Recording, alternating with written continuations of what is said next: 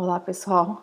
Então, no vídeo de hoje, a gente vai estar tratando dois conceitos fundamentais dentro da engenharia de software hoje atual moderna e essenciais para a manutenção e evolução de software, que é gerência de configuração de software e integração contínua. Mas antes de a gente falar desses elementos, é importante a gente entender um pouco a contextualização desses dois conceitos. Então, quando a gente está falando da indústria de software, a gente está falando de uma indústria que está mudança rápida, então a gente tem um grande crescimento de ferramentas, frameworks e necessidades, requisitos de soluções, e você tem uma demanda crescente de usuários que demandam e de clientes que demandam novas funcionalidades, e a solução do DevOps, que é hoje o grande, vamos dizer, filosofia dentro da indústria de software, é você dividir esse trabalho em silos, em equipes ágeis, pequenas, mas que elas são donas de um próprio negócio. Quer dizer o quê? Dentro de um time ágil, de poucas 10 pessoas, você coloca todas as habilidades necessárias para fazer uma entrega. Então você tem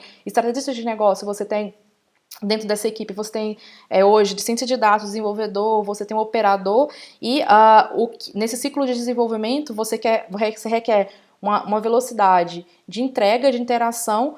E o grande desafio desse workflow, dessa demanda do software moderno, é você conseguir uma colaboração entre esses silos, entre essas equipes, de forma a entregar softwares complexos que atendam a necessidade de mercado.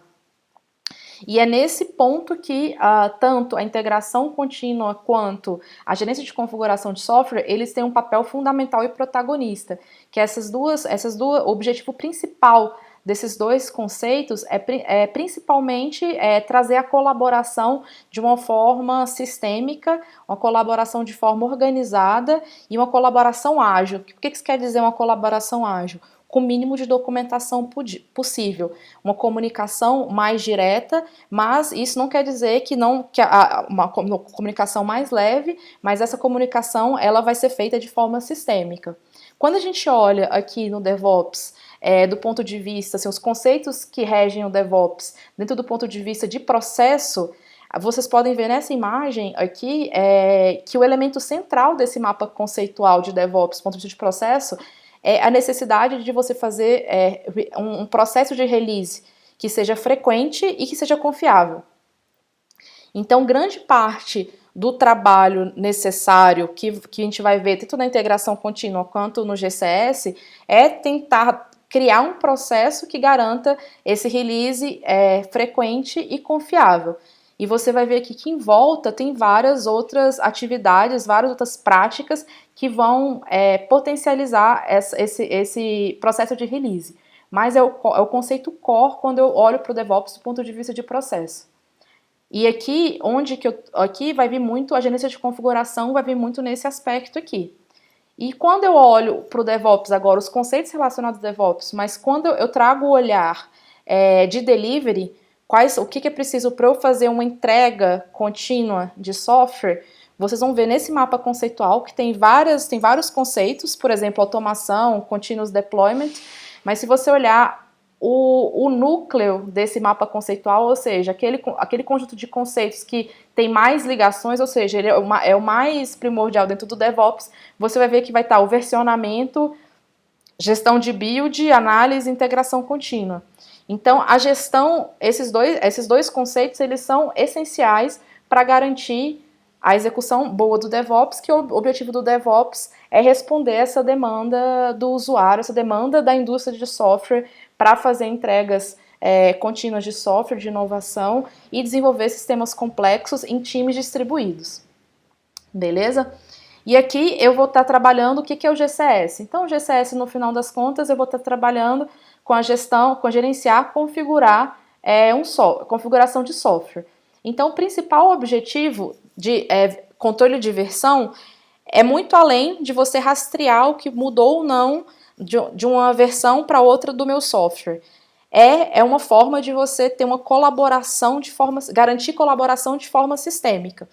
Então, a controle de versão, vão ser boas práticas, ele vai ser um processo, vai utilizar ferramentas, mas com o objetivo final, você rastrear esses artefatos para garantir uma colaboração. E aqui, a colaboração, ela fica muito importante quando eu trabalho com controle de versão, quando eu trago a visão de DevOps ali, que é um time completamente multidisciplinar. Então aqui eu estou falando de controle de versão não só de código, eu estou falando de controle de versão de qualquer artefato que faça parte de um produto de software. Então, estou falando de controle de versão de documentação, de identidade visual, de modelo de machine learning, de banco de dados e por aí vai. Então, o que o controle de versão ele permite? Ele permite que os times trabalhem de forma distribuída e de forma assíncrona. Então, é o controle de versão que permite que um time entenda que o outro está fazendo e em que estado do projeto aquele time está, olhando só para o repositório, para a documentação e para as versões, enquanto ele também ajuda a fazer a gestão de mudanças e a gestão das versões do código dos artefatos. Então, daqui a pouco a gente vai falar, aprofundar mais sobre essa gestão de mudanças. É através também do controle de versão que eu consigo fazer revisão de código e revisão de outros assets. Então aqui a gente vai estar trabalhando o conceito de versão sempre naquele fluxo de revisão em pares, né? Você tem um desenvolvedor, mas você tem sempre alguém revisando o seu trabalho. E você tem uma forma transparente de fazer o rastreamento das aprovações das mudanças realizadas. Então aqui você tem um rastreamento desde o requisito da issue, mas a issue se transformando num commit, que se transforma numa release note, e nessa release note, que vai ser um versionamento, eu tenho um rastreamento completo das aprovações, das tomadas de decisões tomadas ao longo do processo. E no final ele é utilizado muito para resolver conflitos de merges e problemas de integração. E aqui a gente volta a se perguntar o que eu preciso controlar a versão dentro do meu software. Eu preciso controlar de qualquer artefato e de forma independente qualquer artefato que seja importante para o meu software. Então eu tenho aqui eu posso configurar o código, fazer versionamento do código, de imagem, de biblioteca, documentação, tudo. E o objetivo é que cada um desses elementos sejam versionados de forma independente e tenha a sua própria regra de versionamento, beleza? Então você não tem uma regra de versionamento global, você tem uma regra de versionamento por tipo de artefato. Por que isso? Também, de novo, trazendo para o DevOps, porque tem perfis diferentes e o versionamento tem que fazer sentido para aquele profissional. Então aqui a gente volta de novo para a importância de você também ter um planejamento ou um planejamento do controle de versão, beleza? De gerenciamento de versão. E para que eu entenda o que eu preciso versionar, o primeiro elemento, o primeiro conceito que a gente precisa entender dentro de uma organização, dentro de um produto de software, e esse produto de software pode ser um conjunto de microserviços, pode ser um sistema, pode ser uma aplicação, é o workflow. E o que significa workflow? É todas as tarefas, ou todas as etapas necessárias desde o entendimento do problema até a monitoramento e evolução daquele problema, daquela solução em ambiente de produção. E aqui eu estou trazendo um workflow clássico de sistemas que tenham funcionalidades de machine learning. Então aqui a gente conhece o tradicional, né, que é requisito, implementação da funcionalidade, revisão e deploy, e aqui eu estou trazendo outro elemento que é do modelo, né, quando vocês colocam um modelo de machine learning, que você tem a fase de requisito do modelo, você vai pegar os dados que eu posso usar para treinar o modelo, limpar os dados, processar esses dados, fazer o data labeling, principalmente que se eu for fazer um aprendizado supervisionado, e aí eu extraio as features desses dados, treino o modelo, avalio o modelo e valido o modelo, faço o deploy e depois faço o monitoramento. E por que é importante o entendimento desse workflow? Aqui, esse caso é importante por quê? Porque, primeiro, que tem vários profissionais. Então, assim, dá uma transparência para o profissional, por exemplo, de data science, saber quando ele interage com cara de banco de dados, quando ele interage com estrategista de negócio, quando ele interage com engenheiro de software. E quais são os tipos de artefatos cada profissional produz em qual etapa desse workflow. Justamente esses artefatos que vão ser gerados, eles precisam ser versionados. Algo que, por exemplo, que é interessante pensar aqui é que no caso do ML, você tem 3 artefatos básicos relacionados ao código que precisam ser versionados. Enquanto se você tiver só uma aplicação, você versiona normalmente só o código fonte. Quando você está trabalhando com features ML, além do código-fonte, você precisa de um versionamento paralelo, independente do modelo treinado e você precisa um versionamento independente paralelo dos dados usados para cada treinamento. Então você tem 3 versionamentos acontecendo em paralelo, mas em algum momento, de certa forma, sincronizado. E isso é um dos problemas que, por exemplo, o MLOps, né, que é você trazer uma entrega contínua de modelos MLs. Por quê? Porque às vezes você treinar um modelo, você demora uma noite ou vários dias treinando o modelo quando você está trabalhando com Big Data. Imagina você treinar todo novo commit de código, você retreinar, tiver um só pipeline e treinar todo o modelo. Então aqui você tá overkill teu pipeline, você está fazendo um pipeline, overkill não, você está fazendo um pipeline subotimizado, você está treinando o teu modelo a cada novo commit. Então isso é uma má prática que você está versionando tudo da mesma forma, tudo igual no pacote. Então você versionando independentemente, você consegue tanto fazer pipelines independentes para deploy, quanto facilitar o rollback, beleza? Então esse é o primeiro conceito. Quando eu penso em versionamento, a primeira parte é entender qual é o workflow daquele projeto, daquele produto específico e quais são os artefatos gerados por quais papéis, beleza? E uma vez que esse workflow está claro, eu vou levantar quais são os itens de configuração. O que eu vou configurar? Quais são os arquivos que eu vou configurar? Qual a documentação que eu preciso documentar, versionar, mas de forma conjunta ou separada, biblioteca, unidade unitária, eu quero configurar o software e no final eu vou criar essas regras de baseline, que é o segundo conceito que a gente precisa entender. Então a gente saiu do macro, que é o workflow geral, e agora, a partir de cada artefato, nós vamos definir os baselines. O que são baselines? São pontos de referência para desenvolvimento. E nem sempre são entregáveis. Baselines são versões dos softwares, de alguma forma, estáveis. Então, ele é usado tanto como metas, para você criar, por exemplo, release train, ciclos de release. Então, a cada novo release train, você entrega baselines, ou versões estáveis dos artefatos.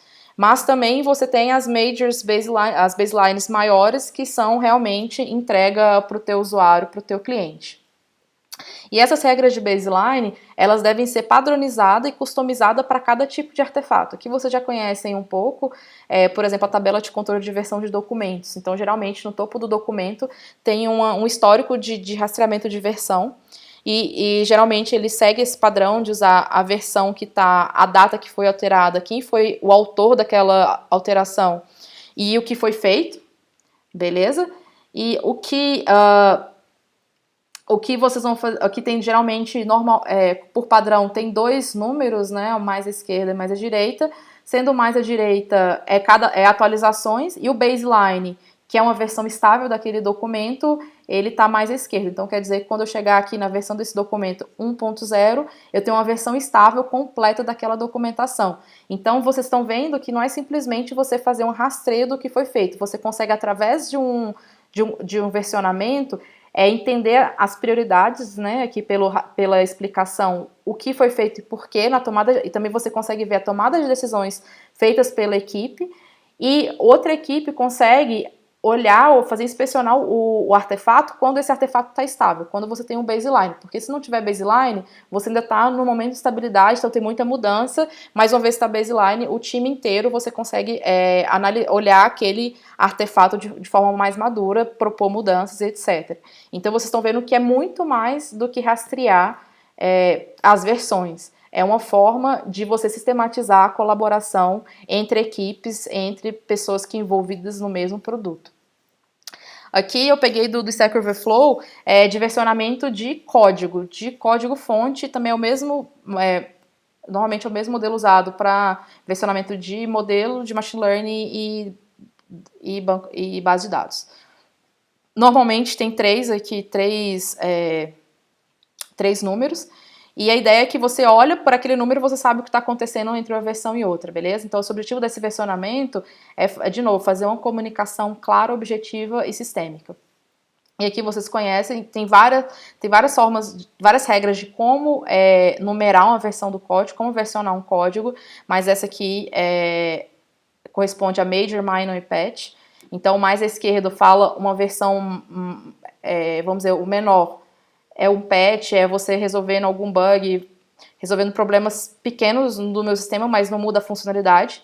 O segundo número, ele fala mudanças menores, como, por exemplo, adicionei novas funcionalidades, modifiquei alguma funcionalidade do meu sistema, mas geralmente são funcionalidades pequenas. E o major é mudanças grandes, beleza? E por que você precisa desse major? Porque às vezes quando você está usando um framework, você pode só atualizar sempre o seu framework e o funcionamento vai acontecer de acordo com o esperado, e geralmente quando pode ter major, você pode ter problemas se você só importar aquela nova versão. Então é importante esse versionamento para, de novo, comunicação, e também quando você adere esses frameworks, essas bibliotecas, esse versionamento te ajuda a tomar a decisão de quando atualizar ou não a versão de uma biblioteca de um framework que você está usando, beleza? E responsabilidades. Quem é responsável por o quê? Que a gente está falando de uma equipe multidisciplinar e a gente está falando de uma equipe altamente distribuída. Então, tem a parte do controle de versão, de definir o que é versão e baselines, que são geralmente o plano de gestão de configuração. Então, nesse plano, você vai definir quais são todas essas regras que eu estou falando, qual é o workflow do seu time, da tua comunidade de software livre, do seu produto, como que você define as versões e o que significa os baselines, mas depois é o próprio time que vai fazer o controle da mudança, que vai falar o porquê foi mudado cada versão, quem alterou e quais ferramentas foram utilizadas, o que aconteceu. E, por fim, eu tenho auditoria de forma contínua para ver se esse versionamento, essa gestão de configuração, está sendo eficiente para facilitar a colaboração e o entendimento do projeto. E você faz esse ciclo de forma contínua a fim de você buscar uma melhor qualidade da tua entrega. E por fim, a gente tem várias ferramentas, né, de versionamento. A gente usa bastante o Git, mas dependendo da área que você for utilizar, que você for, assim, um perfil, por exemplo, design, vai usar outra ferramenta de versionamento. Se você for trabalhar com conteúdo, é outro tipo de versionamento. Então, assim, sistemas de controle de versão, a gente usa bastante o Git, mas não é só o Git que existe para fazer esse trabalho, beleza? E aqui tem outras ferramentas que a gente vai usar na integração contínua, as tarefas, quem pode fazer, quando vai fazer e as políticas. E o que é importante aqui é que essa política de acesso à ferramenta versionamento e os nomes, ela seja muito bem definida e muito clara. Porque a política, o que acontece? Que são as política de branch, política de versionamento. Ela gera uma padronização, e a padronização acaba otimizando a comunicação e a colaboração do time. Beleza? Eu não preciso ir no outro time perguntar o que ele quis dizer, o que ele fez naquela última versão. Só olhando os artefatos, os versionamentos, eu consigo ter uma forma direta e clara de comunicar e colaborar entre times do mesmo produto. Beleza? E aqui é o importante desse versionamento de gestão de controle de software. É o impacto da colaboração, porque todo mundo trabalha de forma harmônica no mesmo workflow, vai ter menos risco de você gerar uma instabilidade no teu produto final, que é o teu software que está em produção para o teu cliente, beleza? Então, todo esse versionamento, ele vai diminuir o ruído, ele vai permitir que times que estejam onde quer que estejam, colaborem no mesmo base de códigos e contribuam e consigam antecipar problemas através dessa comunicação. E aqui a gente vai falar, uma vez que a gente entendeu o que é o baseline, as políticas de versionamento, a gente tem as políticas de branches, que aí agora a gente entra a mais, vamos dizer, o mais refinado, né, mais baixo nível do versionamento, que são as políticas de contribuição, beleza? E, de novo, aqui tem várias, e cada uma delas tem seus benefícios, tem seus problemas, mas eu vou falar aqui um pouco de algum deles. E o objetivo deles sempre, por exemplo, quando eu falo uma política de branches, eu também estou com o mesmo objetivo do versionamento. E o meu objetivo da política de branches é ter um processo unificado, ou seja, uma forma centralizada de trabalho, você tem uma comunicação eficiente e você tem também uma forma sistêmica de colaboração. E dessa forma você consegue fazer com que times, que um produto de software complexo e grande, sendo desenvolvido por diversos times, seja feito com de forma leve, ágil, com a menor documentação formal possível, beleza? Então aqui a gente tem as políticas de branches, o primeiro deles vamos dizer, o Stream Go Horse, que é o Centralized Workflow, que todo mundo do time commita na master, então você não tem branch, você simplesmente faz o seu commit na master. Então aqui, a gente já sabe disso que é o maior risco, porque se você inserir um bug ou um problema, uma feature errada ou incompleta na master, se você está num fluxo de deploy contínuo, por exemplo, você vai colocar esse bug em produção, mas ele funciona muito bem para times muito pequenos, para uma cadência de trabalho mais forte, mas times bem pequenos, até 5 desenvolvedores, porque as pessoas estão ali, principalmente quando elas estão juntas e colaboram e comunicam de forma contínua.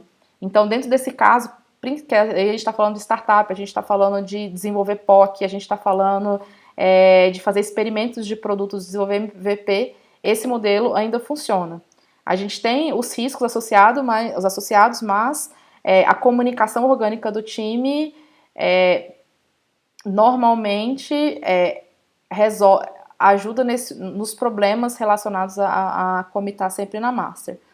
A que a gente conhece, que é o mais adotado, principalmente por comunidades open source hoje na indústria de software, é a feature branching. Quer dizer, o quê? A cada nova funcionalidade, você cria uma nova branch para cada funcionalidade que vai ser criada. Então, é o processo, você cria a branch, implementa a funcionalidade e depois você integra a sua branch à branch principal, beleza? E esse modelo de feature branch tem várias formas de você executar ele. Por exemplo, o Git Flow. O Git Flow é o que você expõe através de branches o teu próprio processo de entrega. Então, se você tem um ambiente de homologação, você cria uma branch de homologação. Se você tem um ambiente de desenvolvimento, você cria um ambiente de desenvolvimento e uma branch de desenvolvimento, por aí vai. Mas hoje tem uma crítica muito forte em relação ao Git Flow. Ela é muito burocrática, porque você tem que manter todas essas branches, então é um custo muito alto para o mantenedor. Então hoje está tendo uma crítica grande em relação a esse modelo do Git Flow, que é o mais adotado. Mas o que é interessante disso tudo, a benefício, é que o feature branching, ele garante uma revisão de código, né? Quando você está, cada nova funcionalidade, quando você vai fazer o merge, quando você vai integrar sua branch à branch principal, você tem um processo de revisão de código. E isso faz com que a qualidade, você já sabe, a qualidade do produto ele é melhor, você tem inspeção e você tem um processo ali de mentoria e troca de conhecimento, beleza? E aqui tem o Task Branch Development, que é uma outra forma de você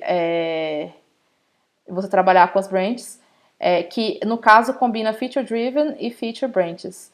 Então quer dizer, que o GitLab usa esse slide aqui é tirado de um livro do GitLab sobre, e a ideia é que qualquer task você cria uma branch para resolver qualquer problema, beleza?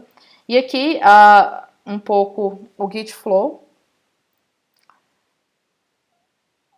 E aqui a principal crítica do Git Flow, o custo de integração é considerado alto, justamente porque você tem que manter vários processos, né? Um exemplo, por exemplo, você tem uma sprint e todo mundo, ou um release cycle que as pessoas vão contribuir para uma branch específica, por exemplo, para develop.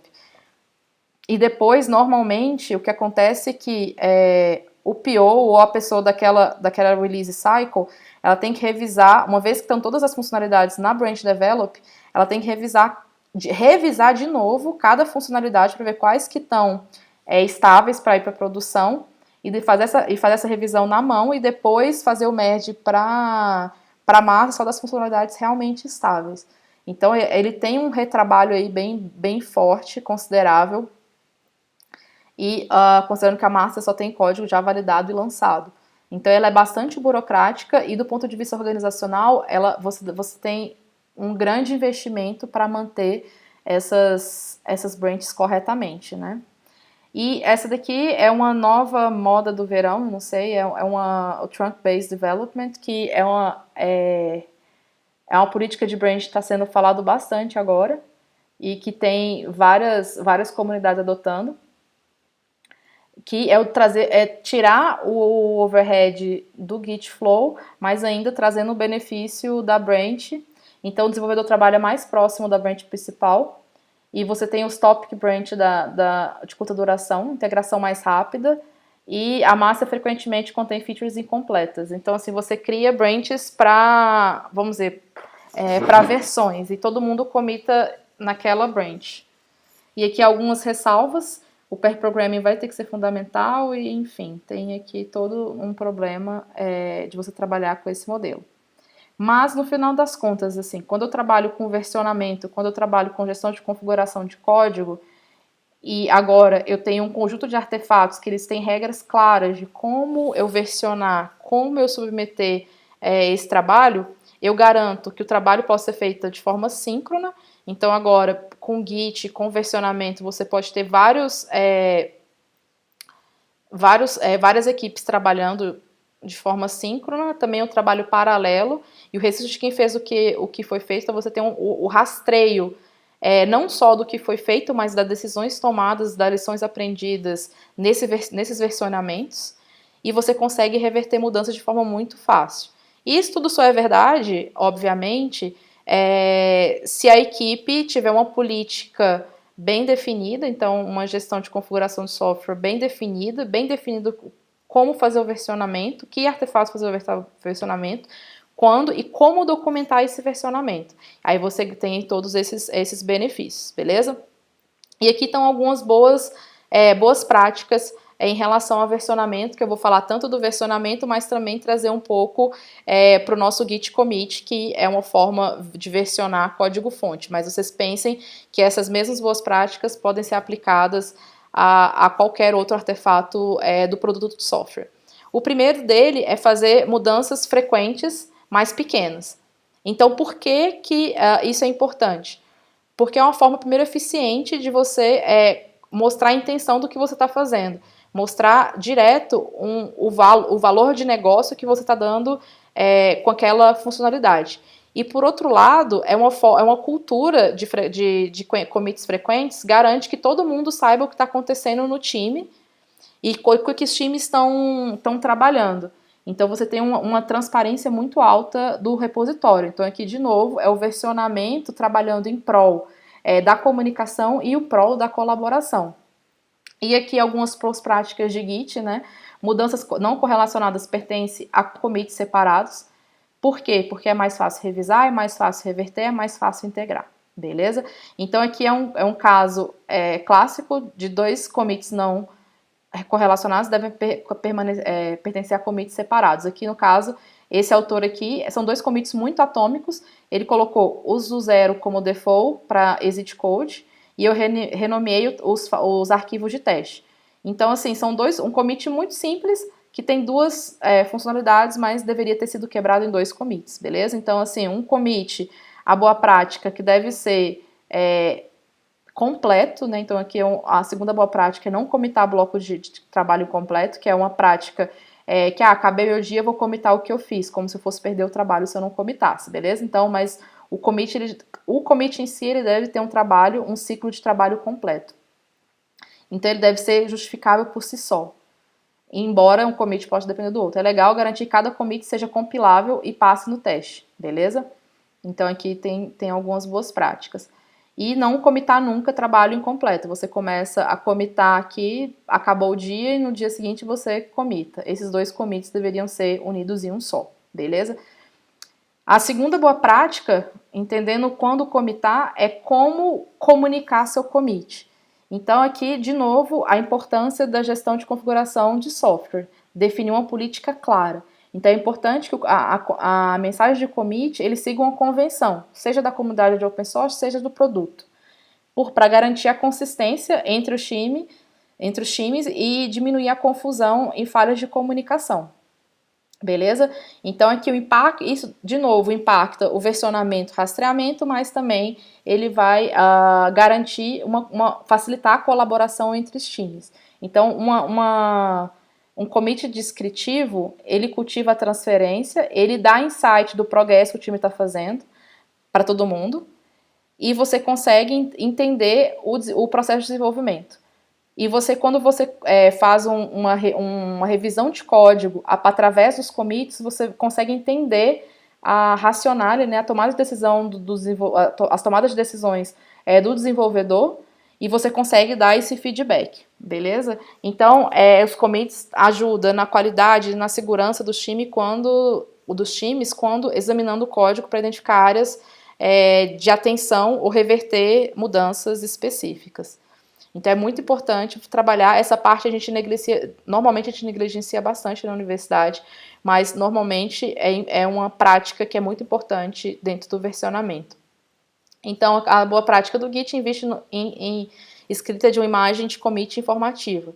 Que significa o quê? Descrever o problema, justificar as mudanças, como as mudanças resolvem um problema, e alguma alternativa. Isso aí a gente que é opcional, mas a gente sempre negligencia. Tinha outra forma de resolver o problema que você pensou e decidiu não optar por ela? Se tem, é bom estar no commit, porque quem for fazer a revisão, se algum dia for rever aquela tomada de decisão, o commit já é um bom direcionamento. Ali tem algumas configurações verbosas do Git. E aqui um exemplo de um template de boa de Git, colocar o resumo até 50 caracteres, fazer o corpo, sempre colocar no imperativo não pontuado, primeira letra maiúscula, e aqui no corpo fazer todo a descrição seguindo esse roteiro. Mas, de novo, cada comunidade, cada organização, cada produto de software decide qual é a forma, qual é esse template de commit. A ideia é que todo mundo siga o mesmo formato, justamente para facilitar a comunicação, para facilitar a colaboração. E o formato, né? Closes, issue, fix, sign off, co-author e por aí vai.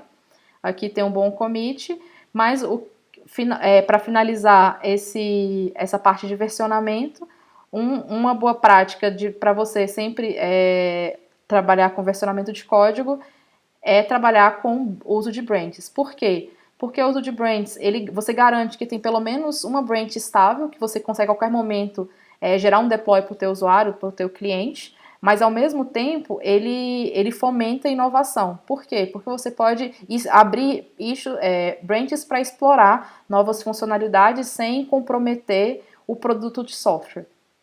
Então, além de você ter essa proteção, essa comunicação, a gente vai falar de revisão de código e inspecionamento e essa boa prática de como versionar o código, você ainda ganha esse fomento de inovação entre os times, beleza? E outra boa prática, fazer revisão de código de forma regular. Porque a cultura de revisão de código garante a evolução contínua e você previne códigos instáveis, porque tem sempre alguém olhando, beleza? E aqui no código você vai sempre explicar as boas práticas, né? Vamos dizer, quando você conduz uma revisão de código, explicar para quem abriu o PR quais são as mudanças que são necessárias, se precisa de qualquer mudança, você explicar para o desenvolvedor por que aquelas mudanças são necessárias, oferecer implementações alternativas, mas sempre assumindo que quem desenvolveu já pensou nessas soluções alternativas, tentar diminuir a interação, né, identificar formas de simplificar o código. Então aqui a ideia, de novo, é você estruturar, cadenciar desde o workflow geral do time, depois eu crio regras de baseline, regras de versionamento, eu crio políticas de branches, no caso do código mesmo, de revisão de código, políticas de documentação desses commits, até chegar na revisão de código, beleza? E a revisão de código, de novo, tem que seguir todas essas boas práticas para você fazer a integração do software de forma ágil, mas principalmente focando na qualidade do produto que está sendo entregado, beleza? Então, a revisão de código é uma segunda opinião da solução e da implementação, e também um par de olhos extras procurando de bugs e problemas, beleza? Então, assim, a gente vai estar sempre trazendo essas boas práticas. Então, a revisão de código hoje ela é muito importante, principalmente em comunidade open source, porque newcomers, pessoas novas que vão entrar na comunidade de software, normalmente as pessoas estão entrando querendo aprender, e o momento de revisão de código, esse flow de abrir branch, ou abrir um fork, implementar, fazer os commits de acordo com o template da comunidade, abrir o PR, quando chega nesse momento de código review, é onde você tem um processo de mentoria. Quando alguém da comunidade te dá um feedback técnico no seu trabalho, de como melhorar teu trabalho para contribuir com melhor qualidade para o produto de software. Então, aqui a gente utiliza também, de novo, o Code Review é uma tarefa de colaboração. Então, esse é vamos dizer, o overview do que seria a gerência de configuração de software e a importância de você trabalhar com versionamento. Então, vocês verem que não é só rastreio, tem uma questão de comunicação, tem uma questão de colaboração. Mas dentro do versionamento, a gente trouxe, principalmente do lado de software, dois elementos, que foi a política de branches e a política de revisão de PR. Então, por isso que a gente liga o versionamento, a gestão de controle de versão com integração contínua. Então, o que significa integração contínua?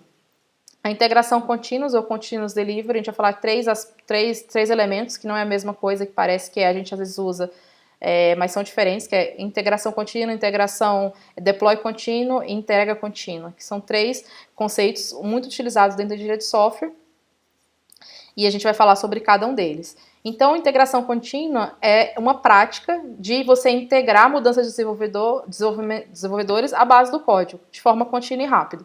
Então, a integração contínua é simplesmente o processo ou a prática de você pegar uma branch e merjar em outra. E você pode fazer isso de forma manual, você pode, como vocês fazem, né? Algumas vezes, mas o objetivo é evitar problema de integração tardia quando o código já diverge muito. Então, você pegar pequenas mudanças e ir integrando de forma rápida, beleza? Então, aqui a integração contínua, quando a gente fala da perspectiva de código do viés de DevOps, Ágil e XP, você está falando que quando eu integro, cada nova integração, eu preciso ver se todos os testes continuam passando depois de integrar essas duas branches, eu preciso verificar que os testes estão passando, eu preciso verificar que estou conseguindo gerar uma build executável, eu preciso gerenciar se aquele commit ele é integrável. Então, como essa tarefa ela é feita de forma repetitiva, a gente vai trazer, o XP traz essas automações, que é o que a gente conhece da integra contínua automatizada, beleza? Aí, quando eu falo de entrega contínua, né, integração, agora entrega contínua, significa entrega contínua manter o código, a base de código entregável, deliverable a qualquer momento.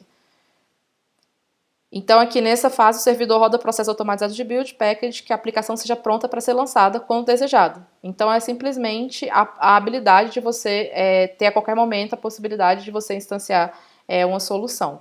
Enquanto o Continuous Deployment é uma evolução do integração contínua, então deploy contínuo, é que eu passo além da integração, você constrói o deliverable, como também faz o deploy da aplicação de forma automática e contínua.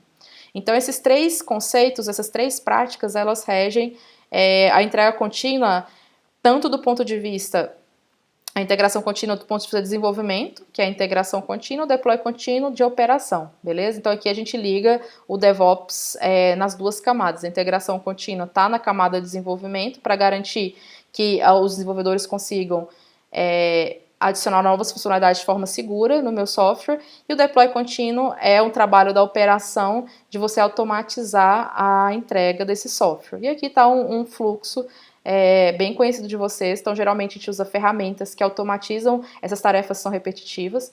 Então você cria uma branch, commita, faz um push das mudanças de código e você vai executar a integração contínua a cada commit. Por exemplo, você pode criar essas regras, se a cada commit, quando você abre PR, quer que seja. Então você vai, quando acontece a integração contínua, ele vai rodar todas as builds e o teste. Se tiver erro, ele vai te falar exatamente onde está o erro, você modifica, resolve o problema, roda de novo e quando tiver tudo passando, você abre pro teu review para ser aprovado. Uma vez que é aprovado, você tem um merge com segurança, beleza? E o deploy contínuo vai fazer outros testes, vai fazer a build e vai gerar um deploy em ambiente de produção, beleza? Então esses são os dois elementos. E o Continuous Delivery, o que eles vão fazer é automatizar as fases de processo de desenvolvimento, mitigar a possibilidade de erro de bugs, acelerar o desenvolvimento e integração com os métodos ágeis. Então a gente vai tentar fazer isso de forma mais ágil possível. E dentro da integração contínua, a gente tem vários outros conceitos, várias outras práticas que a gente pode aprofundar. Aqui eu coloquei algumas delas, a gente não vai estressar em todas elas, mas a gente vai passar por algumas. A primeira que a gente entende, que a gente fala quando a gente trabalha com integração contínua, é pipeline. Então a gente vai falar a integração, que é um processo que vai ser executado via pipelines. O que é o pipeline? As etapas, as tarefas necessárias para eu fazer na integração contínua. Tem as variáveis, ambientes, jobs e por aí vai, GitLab Runner, e vou falar um pouco sobre isso. Então, o pipeline são componentes de alto nível da integração contínua, do deploy contínuo e da entrega contínua. E ele vai ser os jobs, né? Tem dois elementos do pipeline que são os jobs que vão definir o que vai ser feito. Por exemplo, o job ou a tarefa de compilar ou testar o código. E a gente tem os states, que são os estados, que vai definir quando eu vou executar os meus jobs. Por exemplo, os jobs os estágios de fazer o teste vão ser realizados depois que eu compilar meu código. Então, a integração contínua, quando você coloca o pipeline, você está descrevendo esse processo. E esse processo do pipeline, ele vai estar especificando tanto os jobs quanto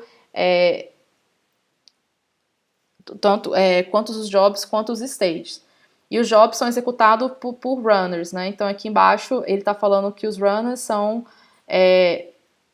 high scalable agentes, né, do CI, que vai executar os jobs, e eles depois mandam os resultados para o próprio pipeline. Então você consegue, se você consegue múltiplos jobs ser executados paralelos. Então se você fizer de forma sequencial, se você precisar que um job seja executado depois do outro, você tem essa opção, mas você também tem a opção de ter vários runners e esses jobs serem realizados em paralelo.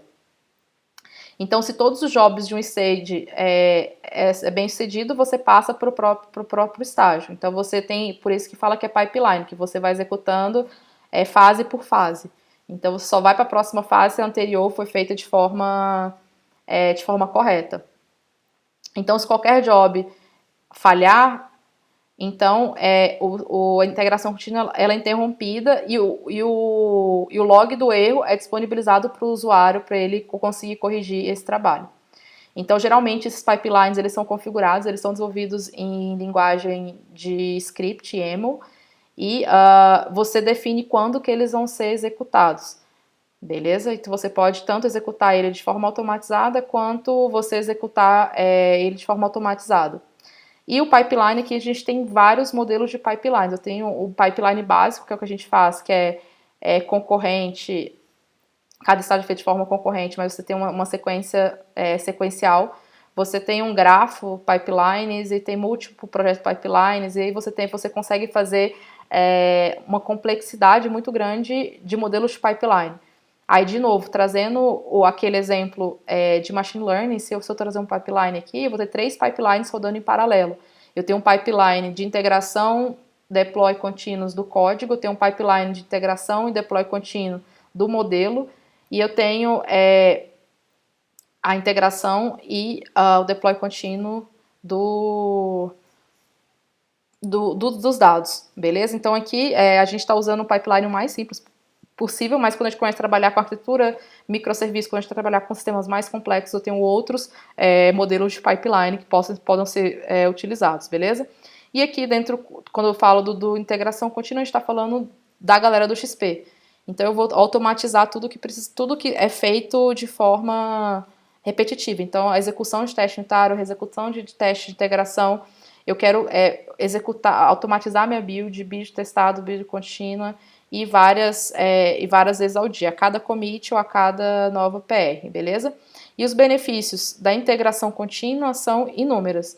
Primeiro, que você tem um feedback instantâneo, o desenvolvedor, de que sua contribuição, ele manteve ou não o software estável, funcionando, rodando, e onde que é esse problema.